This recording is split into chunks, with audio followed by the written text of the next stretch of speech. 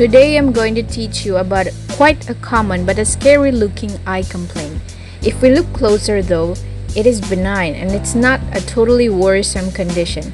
It can be tiny as a small red blob over the white of the eye or a big splash of red that covers the entire white of the eye, which make you look like a character of a horror movie. We call this subconjunctival bleed or subconjunctival hemorrhage.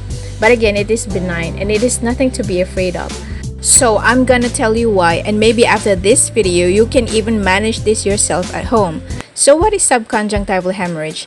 Subconj hemorrhage is bleeding resulting from a break in a small blood vessel in the eye.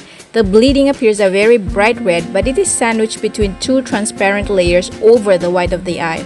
It will not run off your cheeks like flowing blood, or will it mix with your tears. It may, however, start off small, then later on spread to involve a larger portion of the white of the eye. But I assure you that it will not spread farther than the whites of the eye.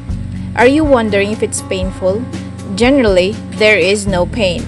In my over a decade of practice as an eye doctor, I have yet to hear of pain in this type of bleeding. Occasionally, though, the eye may feel dry or rough or scratchy, but your vision will not be affected. So why does the eye bleed? The causes and the risk factors for subconjunctival hemorrhage is varied. In some of these, you'll be surprised what could make small blood vessels break. Simple everyday things like coughing, sneezing, or straining to poop may break blood vessels, especially in someone who also has old age, diabetes, hypertension, or is taking blood thinners like aspirin.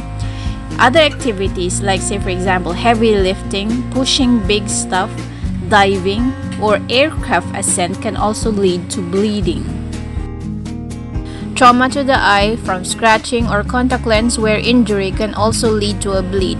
It may also result from head trauma, as in from a car accident, or birth trauma, or choking or vomiting. It may also be linked to other diseases like conjunctivitis or pink eye, blood disorders, bleeding tendencies, scurvy, vitamin C deficiency, or leptospirosis. So how do we manage it? Subconjunctival hemorrhage is self-limiting, which means that it will go away on its own after a few days or weeks depending on its initial size.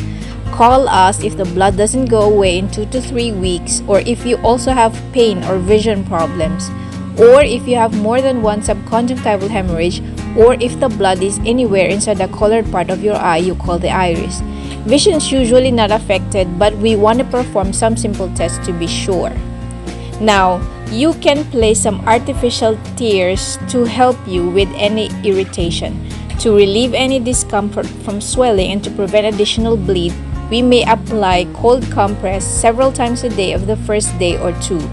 After a few days, then you can apply warm compress several times a day to aid in the healing process and blood circulation. Although subconjunctival bleed occurs commonly and oftentimes spontaneously, it is prudent to avoid the risk factors.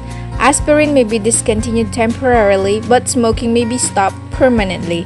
You will do your eyes a great favor if you do so. So that's it for today, and hope to see you again in my future video.